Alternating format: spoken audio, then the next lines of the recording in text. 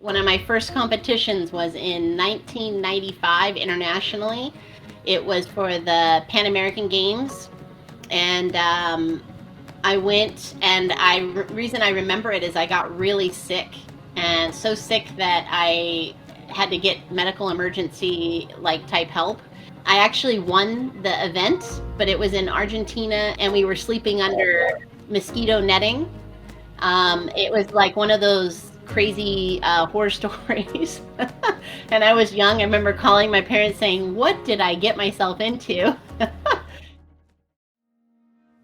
On this week's episode, we have a truly legendary guest, six-time Olympic medalist and one of the most decorated shooters in history, Kim Rhode.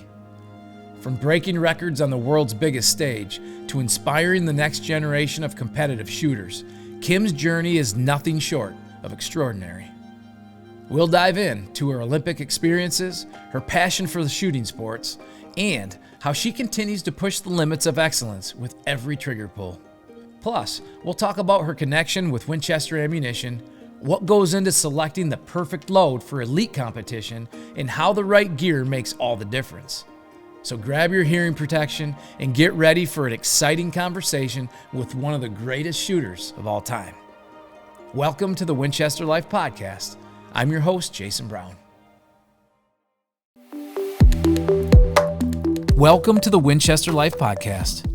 Through insider access to industry pioneers, firsthand looks at cutting-edge tech advancements, and the stories behind the scenes that have shaped the world of shooting sports and hunting as we know it, we'll dive into the sacred places like deer camps and duck blinds, talk about innovation and shooting tips with the world's best, while revisiting age-old traditions of hunting and shooting still alive in our country.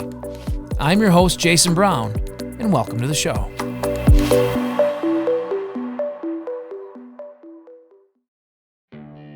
The Winchester Life Podcast is brought to you by Winchester Ammunition, Winchester Repeating Arms, Winchester Safes, White Flyer Targets, Folds of Honor, Birchwood Casey, Walkers, Winchester Pet, and Winchester Optics.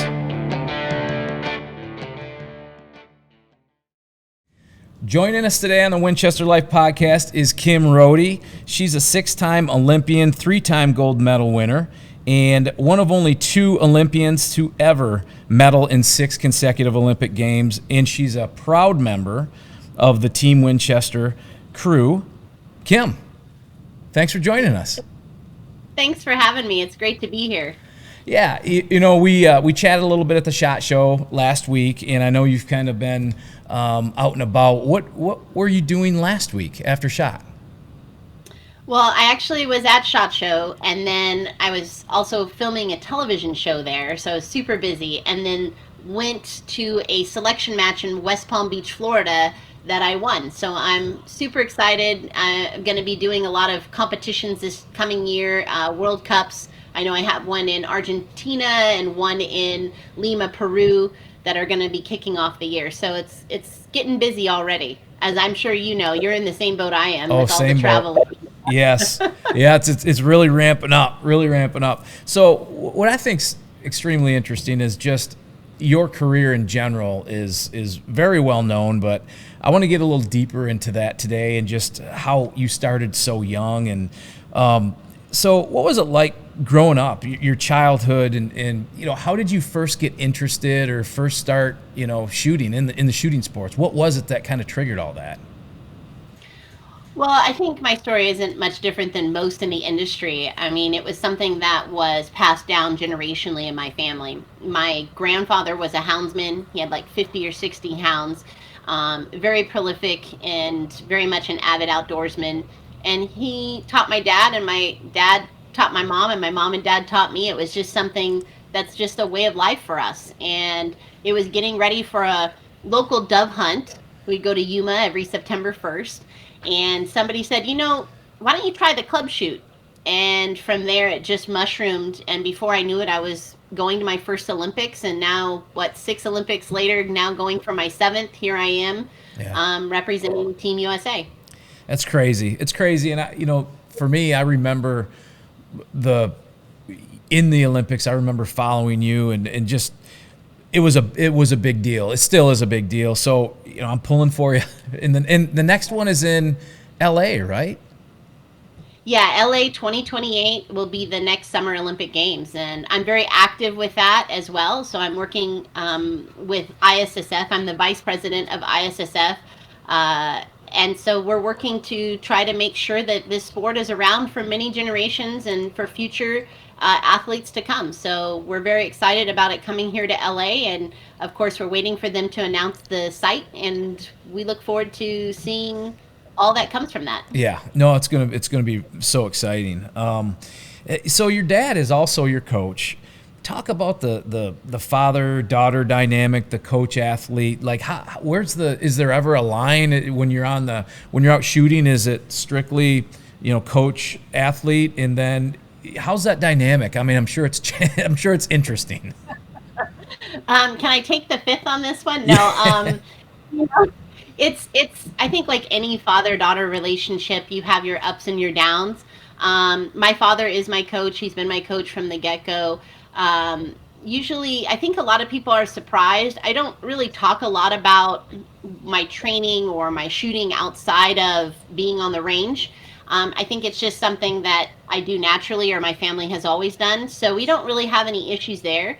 When we're out on the line, that's a different story. We tend to go back and forth, but I think that's what makes the dynamic so good. My dad is very different in some aspects than me, and so we really get a whole picture on what we need to prepare for, what we need to do to strategize to be the best that I can possibly be for the next competition. And Yeah. ultimately, I think that's what's really that combination has paid off immensely, I think, with my record already. Yeah. So what are those differences like that you guys?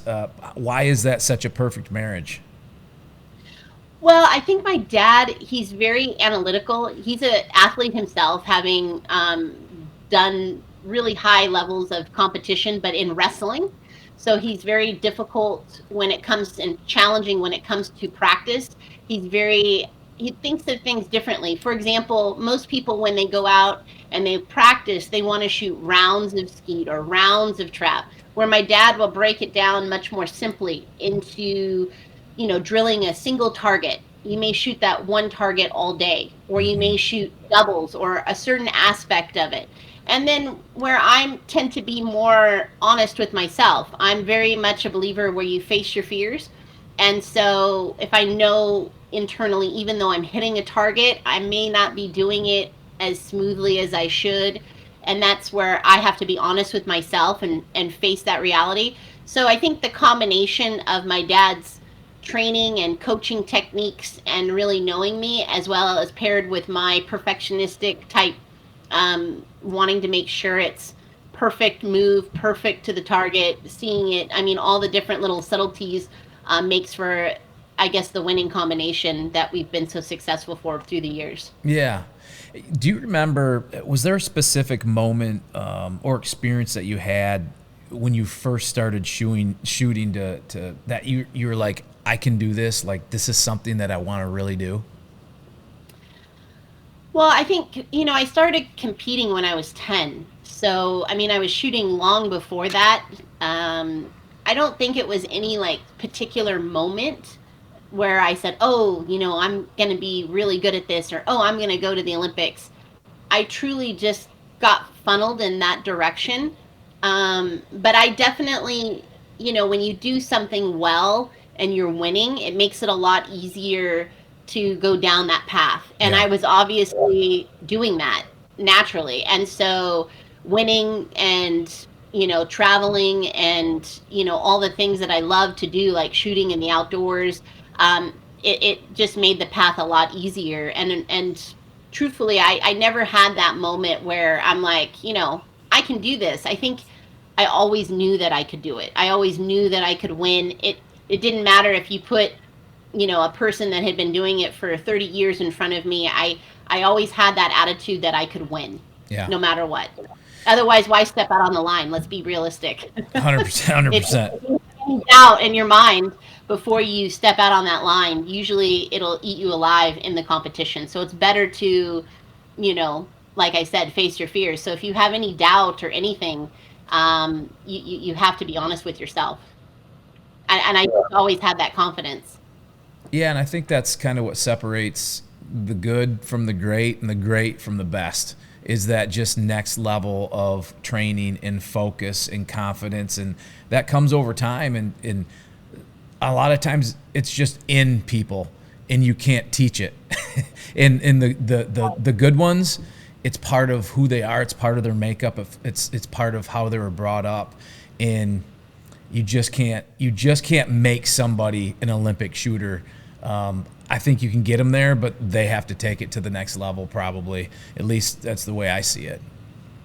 Well, I always say that there's like two types of people when I'm, shooting that I see. One is when they go out and they shoot practice, they'll shoot, 25s consistently, 24. And then when they go into a competition, they'll shoot like a 22, 23. They'll underperform. Then there's the second group, which is they'll shoot like a 23, 24 in practice, but you bet them or you get them in a competition and they'll shoot a 25, 24 in competition where they rise to the occasion. The people that are in the second group that rise to that occasion tend to have an easier path, whereas the ones that maybe not as much tend to crumble under the pressure a little bit, Yeah. have a little bit more work, and have a harder time in attaining it. Not that they never could, it's just more work and it's harder. I've seen both be successful. I tend to be in that second group. I thrive under the pressure. The more pressure you put on me, the more I like it, the better I do. And truthfully, that's the moment that I think has me coming back again and again. Yeah. No, I think there's a lot of parallels, obviously, to a lot of sports, but I'm a baseball guy, and as a hitter, when you step into that batter's box, there's a level of muscle memory and repetition and confidence that, over time can get you to that point, but it's the battling, when you battle in that batter's box, when you compete against the pitcher, that is when you really see who the greats are. They have to compete then too. The confidence, the repetition, the muscle memory, that's one thing. But if you can't step in there and compete, that's the last step to being a great hitter. And I kind of see, from what you're saying, I kind of think it's probably the same way as a shooter. Almost definitely. And I think, your biggest competitor is yourself. I think when you reach a certain level, you're not competing with everybody else. And I think that's kind of where I've been for a while. Right now I'm trying to beat my best, do my best, and not worry about the competition or everyone else. And I think that's definitely a different mindset that takes some time to get to, but at the same time it's something that I, do every day in competition. Yeah. So in the beginning, how did Winchester, the relationship with Winchester, how'd that play a role like early on? Well, I think a lot of people don't realize that I was actually brought on into Winchester by Sandy Wood. Yeah, it's kind of a name from the past. Yeah. He was, um, at the time, the CEO working really heavily in Winchester. He saw me compete. I was about 13 years old, actually, maybe even a little bit younger. And they started bringing me on to advise them because I was shooting so much ammo to advise them about the ammunition that they were making. And so I was basically testing it and then reporting back, different things. And of course, Winchester is such a quality brand. We didn't really have any issues, but it allowed me to put a lot of lead down range Yeah. and get a lot of targets and a lot of experience. So it's really because of Winchester that I'm here today and able to do what I love each and every day. So they really help make me who I am, and I can't thank them enough for it. Yeah, I mean, those early days, well, there was a balance there between school and how did you balance school and being a little girl and being and training? Like how'd that work in the beginning? I know it had to be tough. It was tough, but at the same time, I give a lot of credit to my parents. There was a lot of, flying to a competition, competing, flying out the night to go to a dance, and then flying back again so that I didn't miss things. So there was a lot of, obviously, when we're in school and you're, studying Egypt And of course, we're traveling to Egypt and we get to see it firsthand. I mean, there's a lot of really amazing factors to it. But yeah, I mean, it's a give and take, it's a balancing act. It is challenging. And for me, my father used to always tell me that there's enough hours in the day as long as you plan for it. And so there was a lot of scheduling and early mornings and late nights. I mean, a lot of times in airplanes flying back and forth just to be able to have that somewhat normal of a childhood because it is important and those connections are important. And my parents understood that. So I was lucky in that I had the parents that I did to facilitate that. Yeah, so lucky, so lucky, and I think that probably helps. Not getting burned out, as they say. The young athletes. There's a lot of burnout that happens in all sports, but I think that helps when you have that balance in your life. When you have the leaders in your life that can help facilitate that balance and have those moments of fun too. That there's got to be fun. You got to enjoy it. It's all fun, and that's the way my parents always taught me to look at it. Is it's a game. This isn't your life. It's a part of your life, but it isn't your life. There's a lot of other incredible things that you can do with your and in your life, from friends and family to camping and sitting around the campfire. Those stories, those memories. This is just one aspect of your life, and of course, I happen to be really good at it, and I work really hard at it, but at the same time, you don't win every time either. And my father used to always tell me that if you won, it was a cherry on top of the cake, Yeah. but if we lost, we gave it our all, we did the best we could, and guess what? We're going to rack them up and do it again next weekend or the next time, whenever that is. But he always, and they still, even to this day, we make it fun. We go antiquing, we go do things. The competition is just one aspect. It's not, and I think that's what people kind of forget. I mean, we are Olympians. We do win medals, but we have to do dishes and laundry and clean house and do all the other things on top of it that everybody else does. Yeah. Oh, yeah. That's interesting. I mean, so when you think about what did training look like for you in your teenage years, and how has it changed, or how does it look different now? What's changed, or is it the same? Oh, it's definitely changed. When I was a young kid, I was shooting, thousands of rounds. I would say, I started off shooting 5-gallon buckets of ammo because we would reload. I think, like most people will tell you, shooting is expensive, so we did a lot of reloading initially. And then from there, we just kind of progressed. I averaged anywhere between 500 to 1,000 rounds a day, 7 days a week. And I would do that. I still do that religiously to this day. Now, as time has progressed, we're not reloading as much because in international competition we have to use new ammo. So all the ammo I'm shooting is brand new. And then on top of that, I'm not shooting as much as I did when I was younger, and that has kind of come with more focusing on quality rather than quantity because I've reached that level where I don't need the quantity as much as I want the quality. Yeah. And so I'm averaging probably right now about 500 to 800 rounds a day. So a little bit less, not too Not much. It really depends on the competition. Yesterday I shot about 300, 400 rounds Yeah. yesterday. So, and I'll do about the same, if not more today. And how long does that take you to go through, say, 500 rounds? I can do it very quickly, depending on what I have going on for the day. I can blow through about 100 shots in probably, I'm gonna say, it depends if I'm shooting doubles, like maybe I can do 100 targets in probably 30 minutes. Yeah. Yeah. That's Maybe even less. I that's mean, um, we can go pretty quick with it. And it just depends. And I have such an endurance that I can shoot quite a bit in volume and comparatively to other people because it's like running a marathon. When you start running, you're sore and everything else. I've been doing this for so many years. I definitely have that endurance comparatively to other shooters, and I know that from having people come and shoot with me and go, "Whoa, can we take a break?" hey. I guess that's the separator, man. Is endurance, and so walk it back to describe to me the first experience you had on a national or international stage in competing for a big moment. Do you remember that? I remember it perfectly. One of my first competitions was in 1995 internationally.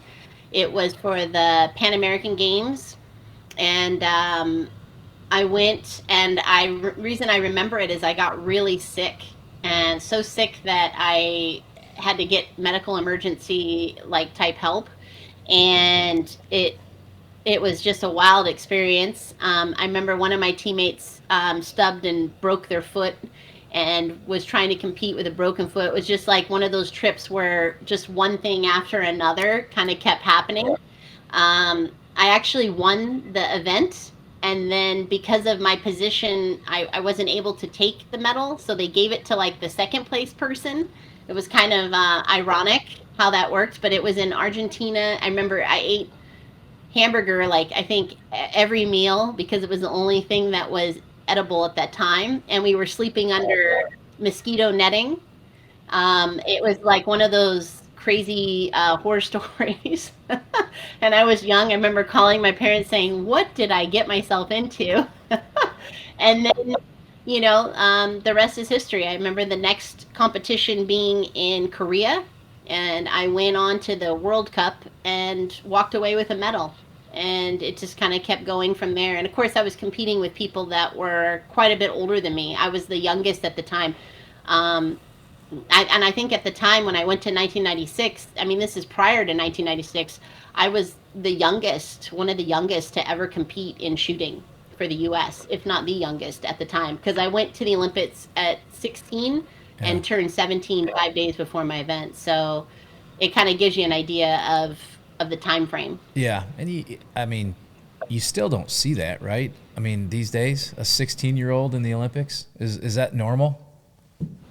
We don't see them that young, but we are seeing them younger and younger as we have grown. And I think that's partially because of the path that I blazed and a lot of these youth programs that we have coming out, like SCTP and the High School Clay Target League and all these other organizations that are working with the youth and high school and stuff. So, yeah, we are seeing a much younger group. And I mean, when I started competing, like in American skeet, that's even predating my international.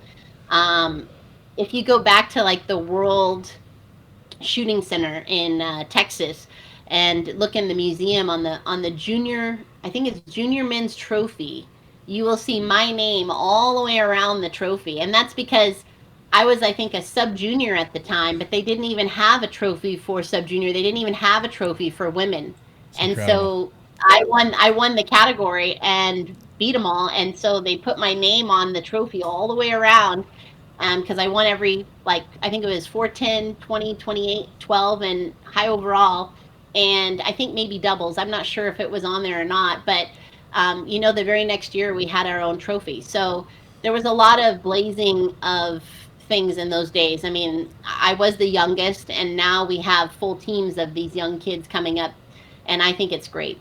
It's Yeah, fantastic. It's the future. it is the future, and I think that's part of one of my questions is when did you realize you were on track for the Olympics? But I think it was probably all this stuff leading up to it, right? The Pan American Games, and that's kind of the feeder to the Olympics at that point. Is there a certain thing that you have to do as a shooter to be eligible to be on the Olympics? I know there's competitions to get you there. How's that work? How'd that work for the first one that you were in? Well, to be truthful, I mean, each Olympics is unique. I mean, each one is different. Every year it's changed, or every Olympics, we call it a quad. Every 4 years, that quad changes as to what the selection procedures are for the Olympics. Usually, the selections can't start until about 2 years out from the Olympics. So, um, it's a series of competitions within the United States, coupled with depending on points or no points. I don't really know. They haven't defined the process yet for this next quad for the LA 2028. We're kind of waiting for all of that to kind of come out. They have an outline of it, but we won't know until about 2 years out from the Olympics, and then it starts. Wow. And it'll start with a series of matches and competitions. And basically, in the old days, old Olympics, they only took one person, so it was all or nothing. Yeah. There was no second place. Now they're taking two individuals, so it's quite different. And my first Olympics in 1996, I'm kind of jumping around here, but in 1996, the first Olympics, the only event women could compete in was international doubles trap, which currently is no longer in existence. It's one of the records I hold. I hold the first gold medal given in the event, which was in 1996, and the last gold medal to be given in the event, which was in Athens, Greece.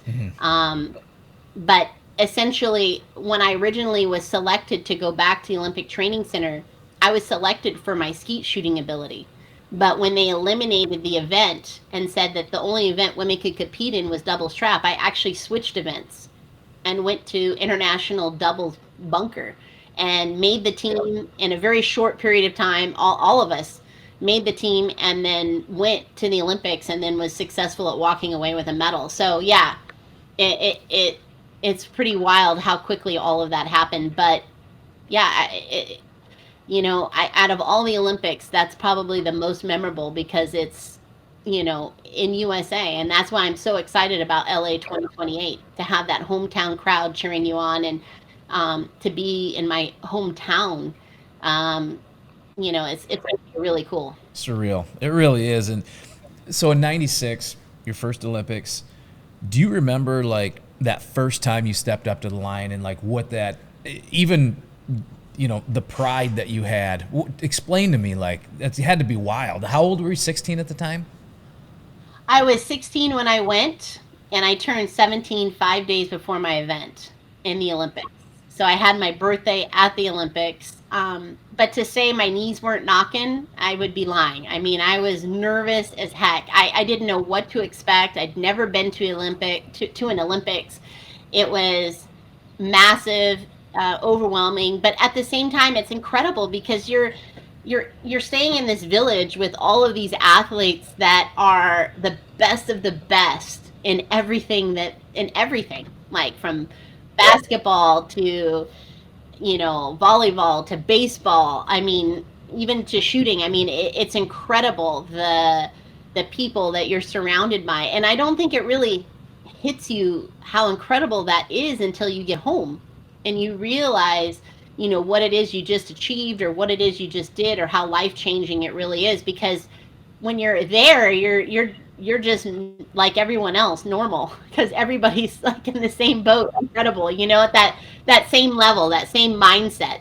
And so when it really hits you what you've done is when you're home and when you get back. And I think that's really something that struck me. I remember at the Olympics, there's so much stuff to do. I remember, I think in 1996, they had bowling alley and laser tag. And I remember they had these bicycles that we could rent to get around town on that were later donated or auctioned off for charities. But I remember coming home after the Olympics and going, okay, it's just me in the living room going, okay, what can I do? Where, you had like 100 things that you could do at the Olympics. So it took me a little bit to kind of slow down.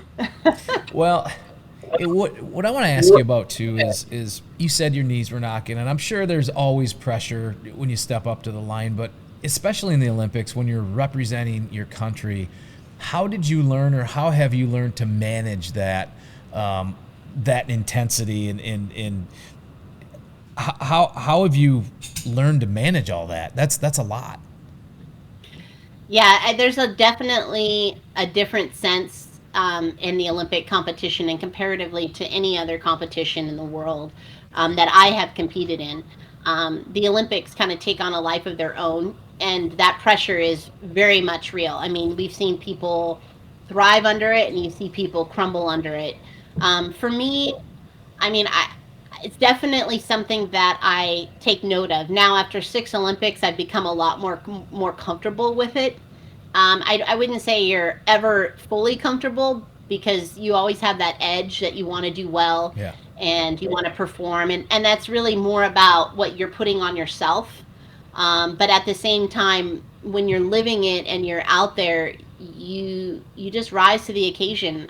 There's no words to describe it. I think the audience plays a little bit into it too. I mean, you have 10,000 people behind you when you miss, and they all go ooh. That's a hard thing to block out. Or when you hit a target or you're winning and they're cheering. So I mean, it's almost like they're helping you to pull the trigger each and every time. I mean, it really takes on a life of its own. And for me personally, I love it. I absolutely love it. I think that's what has me coming back again and again. I think there's no greater honor than being able to represent your country and wear the red, white, and blue on your back. And, I just hope I do it justice and walk away with another medal. Oh yeah, I think we're all rooting for you for sure.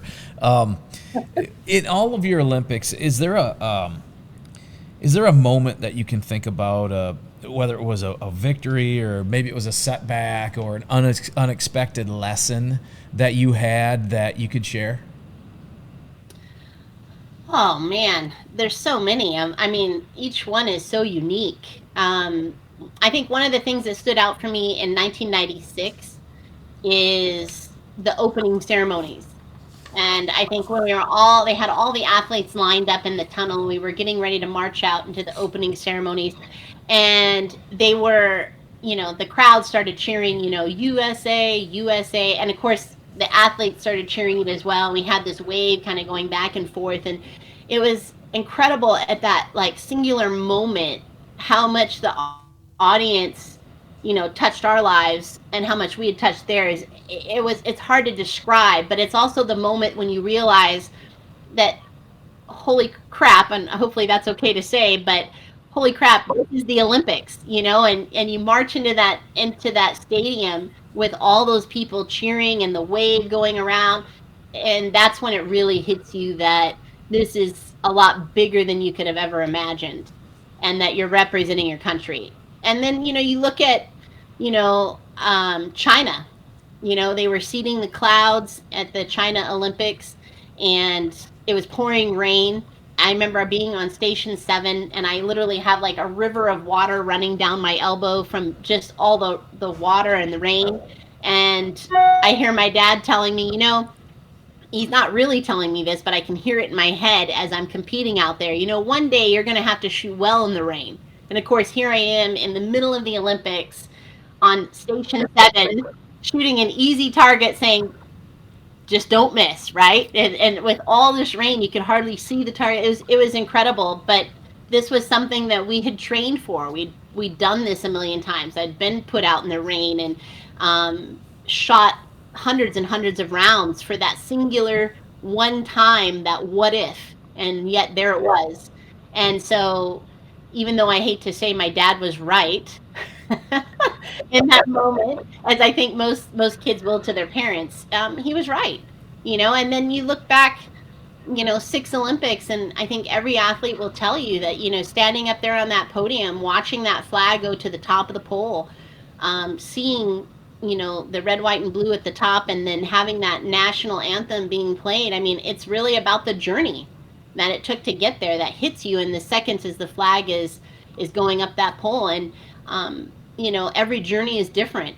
And it's like me saying, my dad telling me, oh, it's the best time to practice when it's pouring rain. Well, that's the memories and the obstacles that you had to overcome, people telling you couldn't do it and proving them wrong again and again. But I think that's what has every Olympian addicted and coming back again and again for that opportunity to be able to represent. So, yeah, I mean, there's so many memories. It's hard to just pick one, but hopefully that puts it in a little bit perspective for you. Yeah, that was so well put. I think the mental toughness and training techniques and all those things, like, it's all built up for that one moment, because that you miss that one. That's all it takes with what you guys do, right? Is you got to be Well, you got to be perfect almost. yeah. Well, I mean, I always say anybody who says they never miss, lie. The trick is not to miss when it counts the most. And that's really what it's about. I mean, we train to be a machine, to do it 1,000 times, nothing different. no matter what is thrown in front of us, whether it be wind, lighting, rain. We're trained to be a machine, and it shouldn't matter. And so to be able to get out there and perform at that level takes a lot of dedication, a lot of hard work, and no Olympian gets here on their own. It takes a lot of support, a lot of help from a lot of different people, like Winchester, like Beretta, like all my sponsors. I wish that people realize what a team effort it really is, even though it's an individual sport. Stay tuned for part 2 of this week's conversation. But first, after the break, we'll talk with Winchester's Ben Frank and dive into everything ammunition on our weekly Ammo 101 segment.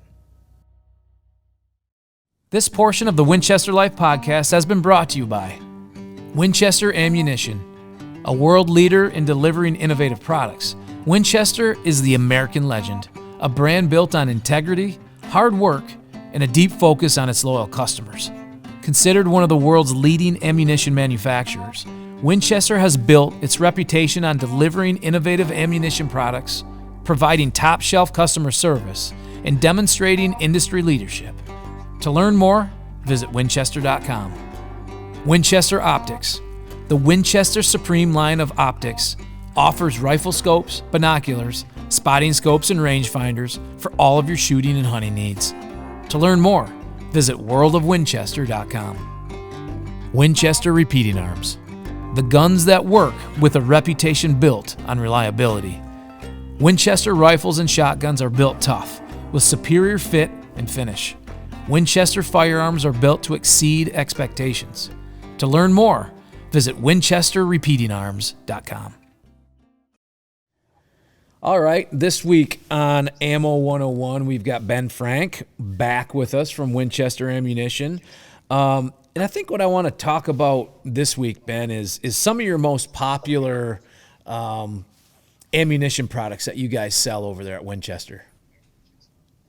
Yeah, I mean, we get this question a lot, Jason, in terms of what are the most popular cartridges, calibers that we sell today. A lot of people have their favorites, right? But they oftentimes wonder, well, what's everybody else's favorite? And we make a lot of different cartridges and calibers. I mean, we've developed so many throughout time. We still make most, if not all of those, at least sometime or another. But there certainly are a lot that continue to be the most popular out there.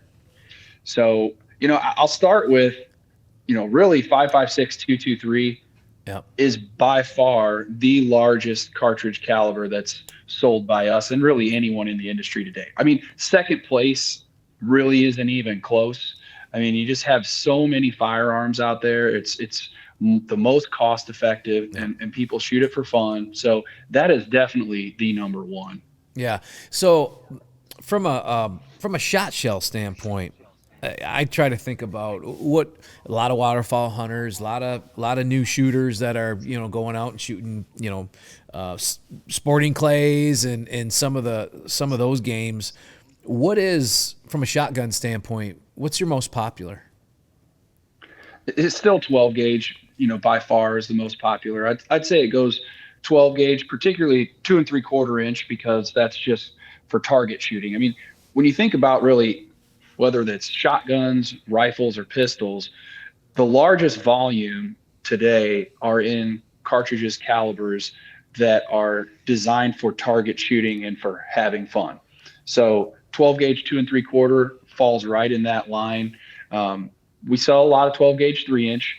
We don't sell a lot of 12 gauge 3.5. I mean, we still sell it. Yeah. I mean, I say not a lot for our standards, right? As a percentage, 3.5 is much, much smaller than 3-inch, but we do sell a lot of 20 gauge, and we continue to grow in these, I'll call them small cap, or, the smaller bore type stuff. So 410, 28 gauge, 20 gauge, those continue to be popular. Even 16 gauge a little bit. I'd say that's probably the lowest. I say smaller, but 10 gauge is even bigger, and we still make 10 gauge. Yeah. Definitely very niche with 10 gauge. Not a lot of people make shotguns for that anymore, but we still make ammo for it. So I would say over the last few years, maybe last 5 to 10, the growth of 410s and 28 gauge are pretty impressive. Not really like surprised by that 12 gauge continues to be number one, and I don't think it's ever likely to be upscaled by anything else. Yeah. But those other ones are definitely some growth areas in the Yeah. shot shell cartridges calibers. Yeah. And I think I mean, in my opinion, it seems like it's correlated to the technology that's getting poured into those sub gauge shot shells, right? Yeah, definitely that, because you've got different shot types these days that can work for those.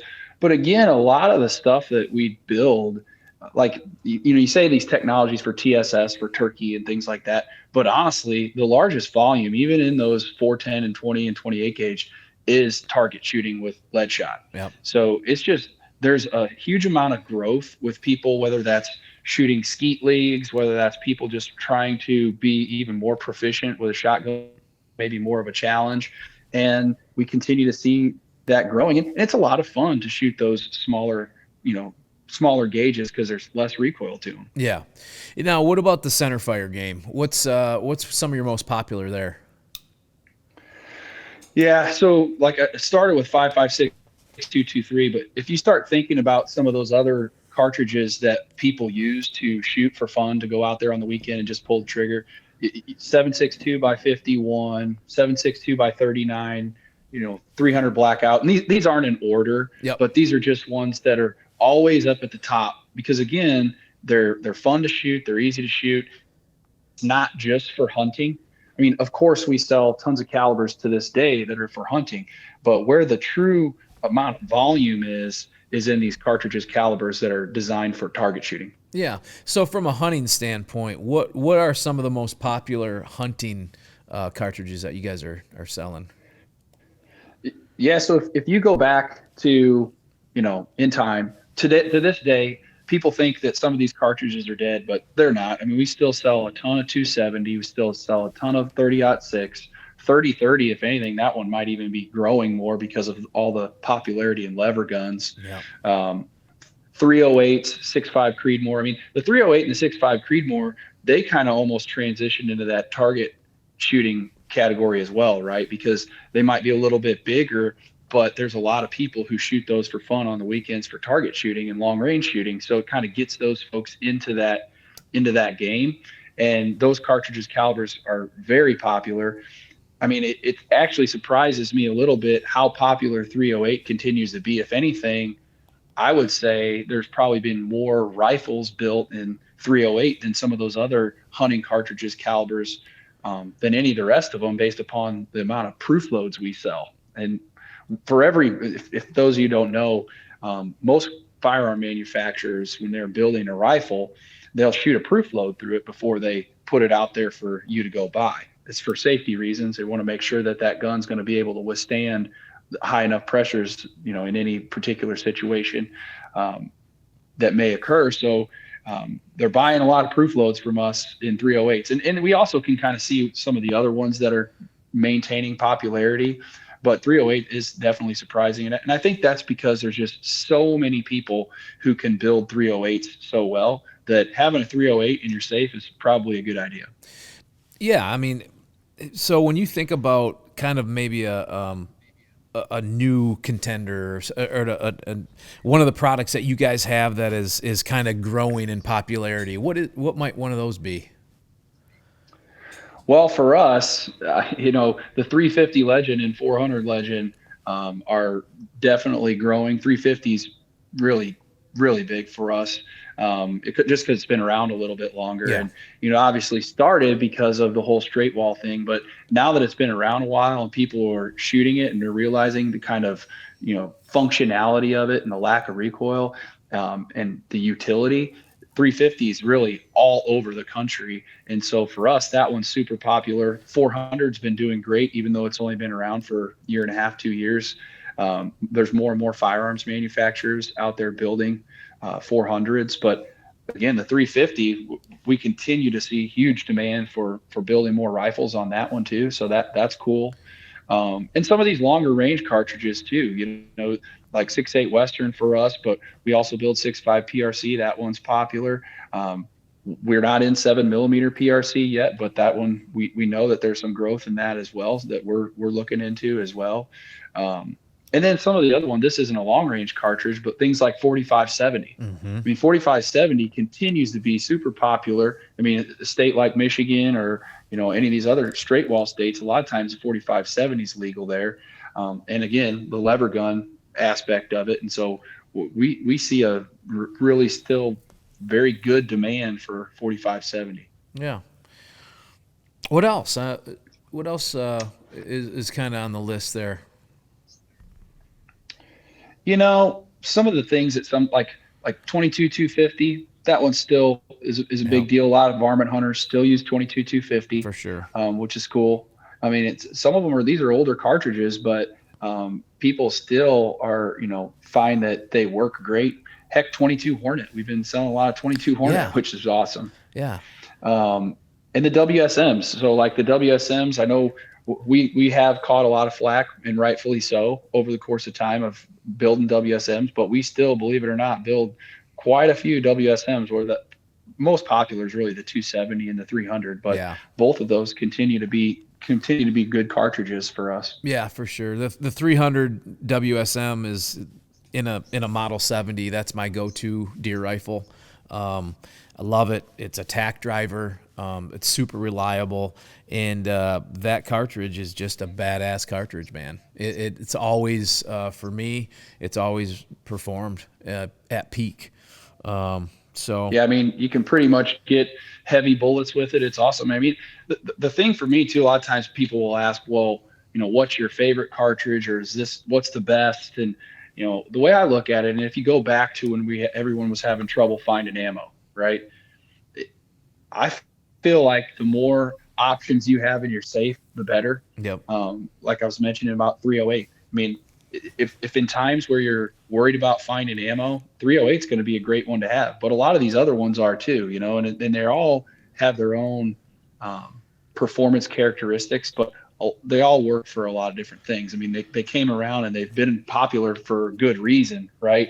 Well, if you just stick yourself in the camp of I just have one rifle and one cartridge caliber, well, if you can't find stuff, sometimes it might be because you need to expand your horizons there a little bit. And I've been fortunate enough, just like you, to use a lot of different cartridges and calibers, and a lot of it's just fun to see how each one, performs compared to each other. And I'd love to shoot a deer with every single one of them every season, but you can't. So you just got to kind of break it up a little bit. Yeah, no, that's great advice, man. Great advice. Well, thanks, Ben. That's a very interesting little conversation about popularity of the ammunition that you guys have day to day. So thanks, man. Thanks for stopping by. No problem. Thanks. Coming up next on the Winchester Life podcast is part 2 of our guest conversation. But first, a few words from our partners. The Winchester Life podcast is brought to you by Winchester Ammunition, Winchester Repeating Arms, Winchester Safes, White Flyer Targets, Folds of Honor, Birchwood Casey, Walkers, Winchester Pet, and Winchester Optics. You've had so much success, more success than anybody, but talk about a setback during the Olympics that you had, during your Olympic journey that you had to bounce back from. Well, probably my biggest challenge at an Olympics would have been in Rio. In Rio Olympics, just prior to the Rio Games, I had my son, and it was not right away, but after, and I actually had a setback. I had a very challenging pregnancy.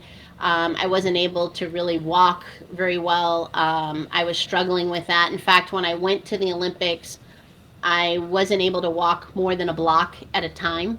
So that was probably my biggest challenge to overcome as far as, health wise, because, you don't realize how important your health is until you don't have it. Yeah. And then to try to go in with that mindset that you're not 100%, and that you're struggling just with some basic things like walking, which is really important in our sport, standing and walking and things, um, you really puts things into perspective on how mental the game is and how tough you have to be to compete against people that are 100%, maybe even 110%, because they're doing everything they can, and no matter how hard I try, I can't be at that 100 or 110%. So to go into a competition knowing that and compete, and I got in a sudden death shoot off, walked away with the bronze medal, is probably one of my more prideful moments. To have that bronze is probably one of the medals that I worked the hardest for.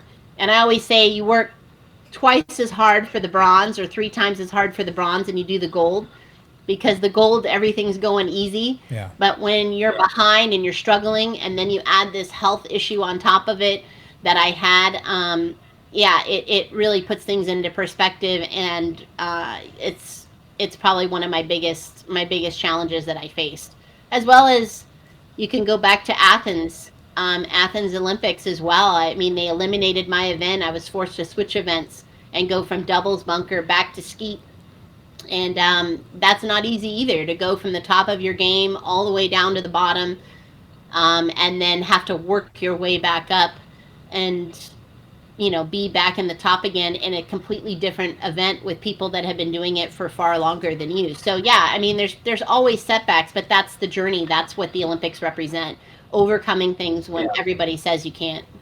And I think it's interesting. An Olympic athlete has a certain perspective, I think, than, I don't know, but I would imagine, than anybody else does, because their successes and their failures are put on this pedestal, and they're observed by millions and millions of people.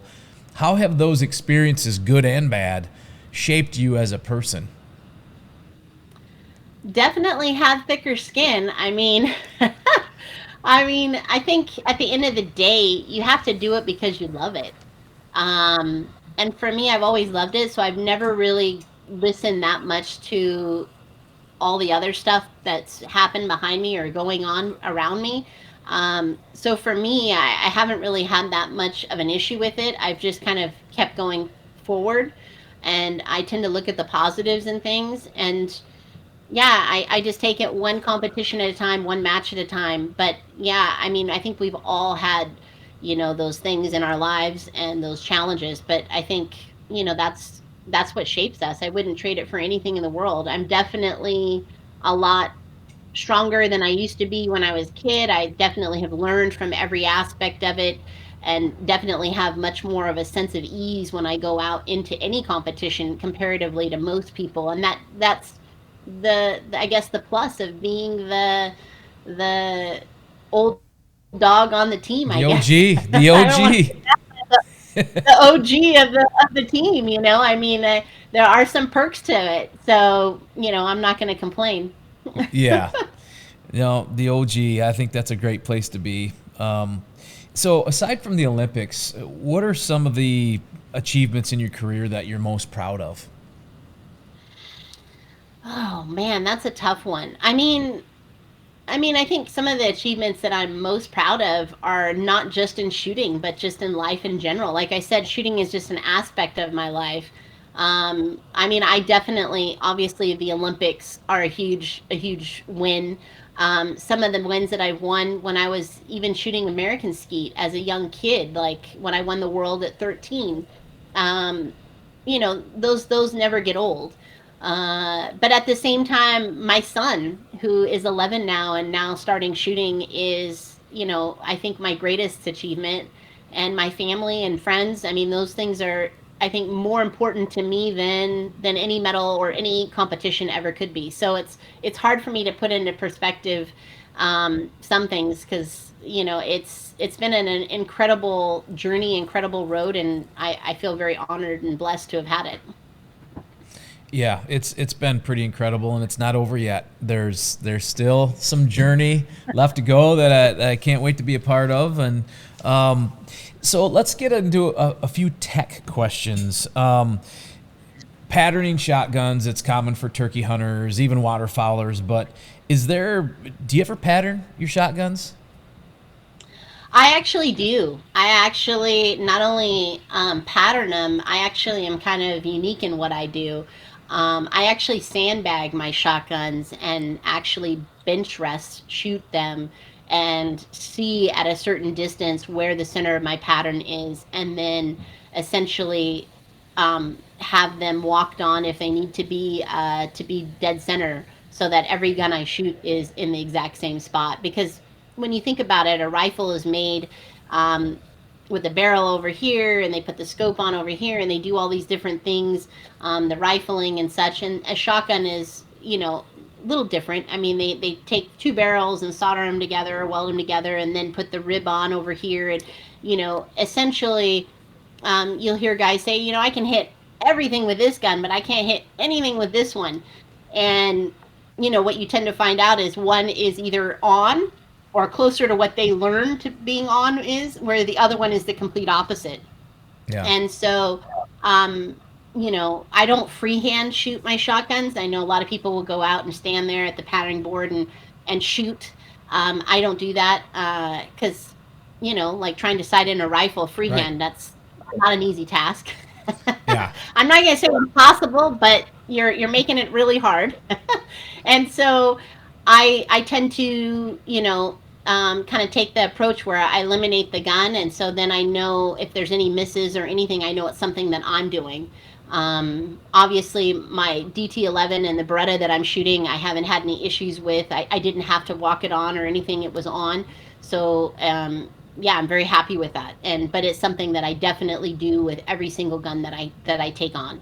Yeah, I think I'm a hunter, and I think that's something that I always want to know. If I'm shooting a rifle, Yeah. I want to put it on a bench. I want to get the lead sled out. I want to make sure that it's dead on. And if it misses, it's me that's making the mistake, not the tool. And the same thing with my waterfowl shotguns and my turkey shotguns, the same thing. And I actually enjoy that part of it, honestly. It's just it's just another wrinkle that you can add into the preparation to be successful. And I think that's something that, and I don't know if I've heard that. Is that something that's common within the shotgun sports? It's not common, that strategy. Most people will go out and stand freehand and shoot at a patterning board. I tend to sandbag and bench rest it because I want to know exactly where the gun is shooting, not necessarily where I'm pulling, or, it's like trying to sight it in a freehand rifle. I just want to eliminate that factor. And then I know every gun after that, where it's at and where I want it to be. And that way, one gun from the next is exactly the same. So yeah, I definitely go that route. I use the ammo that I'm competing with. I test both barrels. I test all the chokes. Because when you're talking about something like that, you're talking about like the thickness of a hair difference, in things. I mean, it's so tight. So obviously, it's not big fixes or anything like that. And they just go in and, if there is an issue, they just walk it on. So it's not a big deal, but it is something that we do look at. And most of my competitors and most of my, I would say, shooters do that. It's not something that they widely talk about, though. When you say walk it on, what do you mean by walk it on? They'll go in and usually use some kind of like lapping compound or compound, and then basically take a little bit off one side or the other of a choke to walk it so that it is actually dead center where I'm shooting. So there are fixes, and there are people that do that, but it's not something you want to do on your own. You want to go to somebody who actually does that, or talk to, yeah, like Briley or some of these other choke companies. They're familiar with it. Got it. You've shot millions. I don't even know how many millions of rounds of Winchester AA. What is it about AA that's unique for that shell? Like its performance. What is it that's so good? Well, I think a lot of people don't realize that in the international circuit, they actually test our ammo.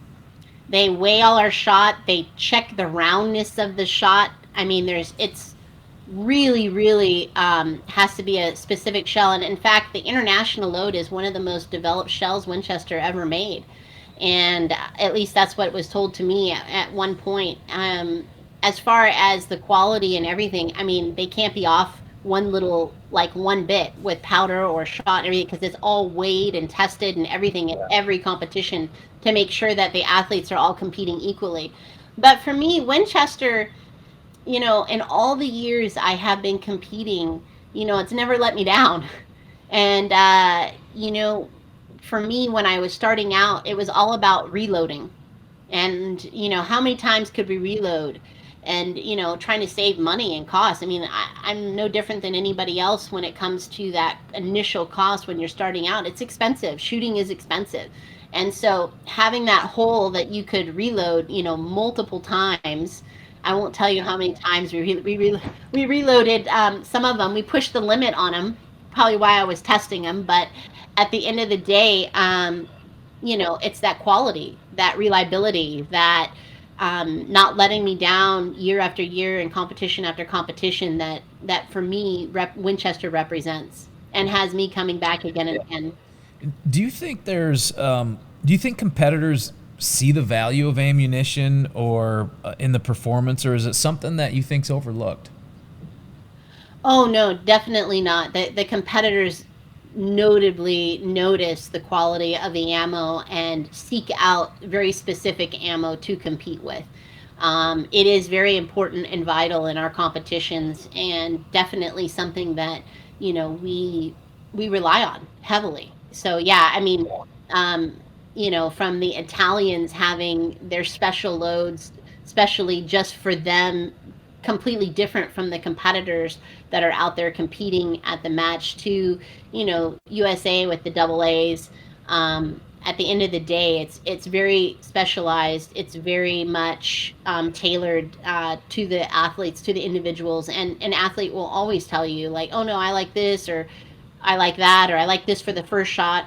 You know what I mean? Even down to the shot size, it's very very specialized. Yeah, in performance, you got your gun, your chokes, ammunition, ear protection, eyewear.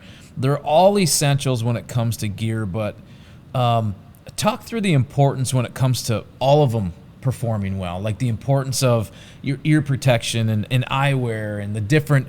I mean, it's all gotta perform, right? It's not just ammunition. Huh? What did you say? No, I'm just kidding. Because, I mean, yeah, everything has to perform. You from your hearing protection to your eye protection. I mean, everything plays a part. I mean, for example, like I shoot Ranger glasses, and the lenses pop in and out as most shooting glasses do.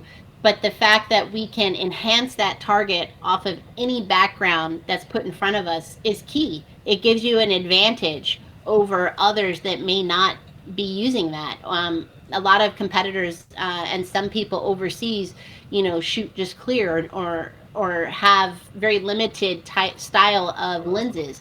But all those things play a part in adding up to you being successful on hitting that target. From the ammunition to the hearing, some people even have the electronic ears so they can hear the arm and the machine throwing the target. They feel that that gives them an advantage. To the shooting vest, and what they're wearing, as to if the weight is on their shoulders or if it's placed more on their hips, to the type of gun that they're shooting, all the way down to the chokes in the gun. I mean, it is very, very specialized. It's very much, I would say, a factor in the equation to that success of walking away with that medal or not. And it also comes down to the mental side of the athlete. If they feel comfortable with it, are they going to perform better when they're comfortable, or not as well if they're uncomfortable? So it's important that the athlete have what they need and what they feel to be successful at walking away with that medal. Absolutely. I mean, I think it's like that in a lot of sports, but at a high level, talk real quick about the lenses and how those are advantage when, say, there's a green background or a sky background, or it's sunny or it's cloudy. How do the different color lenses, how does that work for someone who doesn't know? Well, like for example, if you have like a very green background, usually back east, you have a lot of trees and things like that. You'll see people shooting a purple lens that tends to cut green, or a vermilion color lens, which is more of like a rosy or red pink color. Those lenses tend to uh, be more drawn in that direction. Whereas if you're more from like California and you have bright sunny, you're going to go with more of a brown or a darker color, to try to cut that glare and make that target pop off of that blue sky. Right down to the lighter shades like yellows and different things on cloudy days, or even a lighter pink depending on the background and clouds and shadows and such. So it really depends on the person. It depends a lot on their eye color. Blue eyes tend to be more sensitive than brown eyes. I mean, it it very much is a science, and it is something that we weigh and take very seriously when we're competing. Yeah. Um, you have literally been a trailblazer. How have you seen the landscape for women in shooting sports change over the years? And Wow, are there that's a challenges? huge one. It's a huge one. It's a huge one. And are there challenges left?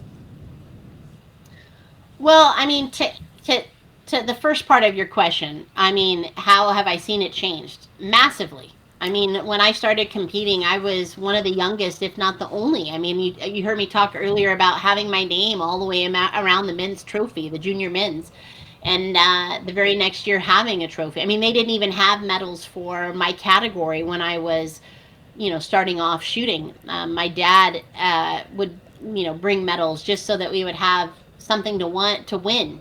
And a lot of my medals, a lot of people don't realize, even later in life, as I won a bunch of them, I donated them back for other kids to win so that they would have something, because there's nothing worse than going and putting all this effort in to go to a match and win and not receive anything. So we wanted these kids to feel part of that. But yeah, I mean, when I started, it was we wore, all the boy clothing and boy vests and everything, because there wasn't anything in my size. There wasn't a women's clothing line. Now we have full women's lines, full geared solely towards women, cut in our shape. It's not massive and moo like. It's more fitted to the body and stuff, which guys don't really care about, but us women, we tend to care a little bit more. So yeah, I mean, we've seen huge transitions within the industry, and also I think the industry recognized how important it was to gain and get women, because it was always that adage that once you got mom out there, that you'd get the whole family shooting. And so we're seeing a lot of these women's programs through all the different organizations, and what a difference it has made. It's huge. Now we have, shoots with nothing but women, and events where you can, you know, not only see the attire but actually go out and shoot, and it's a whole fashion and shooting event. I mean, the sky is the limit at this point. I mean, it's done like complete 180 in my opinion. Now, do we have a long ways to go? Of course. Obviously, I think in all aspects, both for women and for youth, we need more education. We need more outreach. I think the most important aspect of it is to reach outside the box. I think you and I take it for granted, that we were raised in this industry, and that we, get to enjoy it every day. But to be able to share that with others that may not have that opportunity or may not know where to get started, is key. And why we're doing podcasts like this, and why we're, trying to educate people, because that really is the future, and it's really outside the box, outside our industry, and reaching out to the general public. Yeah. Yeah, I couldn't agree more. And I think, looking at the future, is there any, what are you most excited about for the future of the shooting sports? Oh man, I think, there's a lot of things to be excited about, but I think there's also a lot of work to be done. So I think for me, I've been working really hard on creating those individuals within our industry. When you think to like football, or golf, you think of like, the Tiger Woods, the Phil Mickelsons, and the, I don't know, like, Michael Jordan's of basketball. But when you ask around in shooting, name the top 10 pistol shooters in the world. people struggle that live it every day to name those 10 individuals. So I think as an industry as a whole, we could do better on defining who those individuals are, because if we can define them, then that gives the general public, it gives the media people to follow. And so that's something I've been working on really hard these last couple of years. And part of the reason why I'm doing this television show, part of the reason why we're doing these things as we lead up to this next Olympics in 2028 is we want to create individuals for people, for these young kids, for these women to be able to look up to and be able to follow. And if we, can define, a handful of those people, I think it would be, a game changer for our industry. Yeah, and what I love about what the Olympics do is they find those stories and they create those stories about the people that are competing. And I think, and then the Olympics are gone, and a lot of those stories just kind of fade away. It's like, how do you keep those stories front and center on sports like the shooting sports? How do you make those, names that we can talk about, that you understand, and that are so. Yeah, I see your point. There's no question. There's so many good stories out there, and it's just a matter of making them more second nature to know and talk about. Yeah, and it also comes from the industry. It comes from these companies like Winchester, like Beretta, defining who those people are and creating that content to follow. So yeah, I mean it's a team effort, and I think that's one thing that, as much as we're all competitors and as much as we're all in this, we have to work together and recognize and do this more for the whole, for the future generations, for these kids, for these women. And yeah, that's something that I'm very passionate about and I've been working on in the last couple years. So, shifting gears real quick before we wrap up, you like to hunt, right? Yes. Yeah. So, what is your favorite thing to do when you're hunting? What do you like to chase? Well, for me, because I shoot shotguns every day, I mean, don't get me wrong, I love bird hunting and everything, but obviously I tend to go more towards the bigger game. So for me, it's about, the bigger game. But more importantly, it's just about getting outdoors, being able to unwind, unplug, and spend time with my family and just connect. I mean, I think that's one of the big things is, those memories that I make with my son, and yeah, for me, it's really, it's about all the above, but definitely if I had to pick one, it would be more towards big game. Yeah, we've got to get you on a dang hunt for our Winchester Life TV show. I would love to see Kim Rhode behind a 6.8 Western shooting an elk or something like that.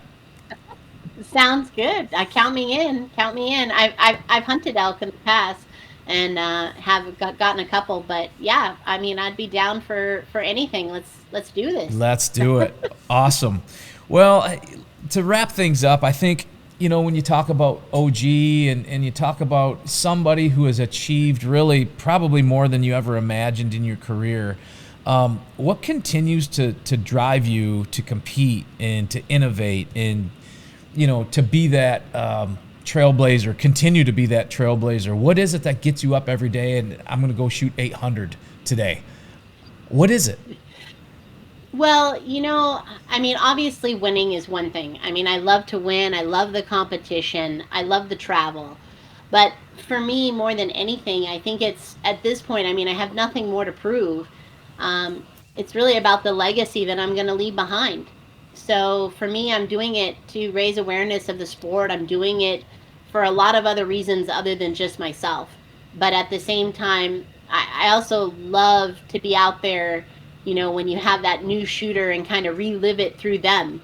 I have to say, there isn't any one particular thing that has me, driving forward to say, oh, this is why I'm coming out to compete today, or this is why I'm going for this Olympics. Whether I win, lose, or draw, at the same time, I feel like, I've got nothing to lose or nothing to gain. I'm doing it just out of sheer love, just because I absolutely love it, love the people, love the sport, and love, the places I get to go. I mean, it's just really what it's about for me at this point. Well said. Kim, thanks so much for stopping by the podcast, and we'll all be following your journey to hopefully your next gold at the Olympics. I like how you think. Thanks. I hope so too. I hope it's a gold, maybe 1 or 2. We'll see. That'd be great. Thanks, Kim. Thanks for having me. Bye. Hey, thanks so much for listening to this week's show. Please make sure you click the follow button on your podcast apps so you never miss a new episode. This episode was produced by Aaron Cox and Jason Gilbertson, engineered by Jason Freer, directed by Chad Andrus, written and edited by Jason Brown, with behind-the-scenes photography by Kelsey Myers. I'm Jason Brown, and you've been listening to the Winchester Life Podcast. See you next time.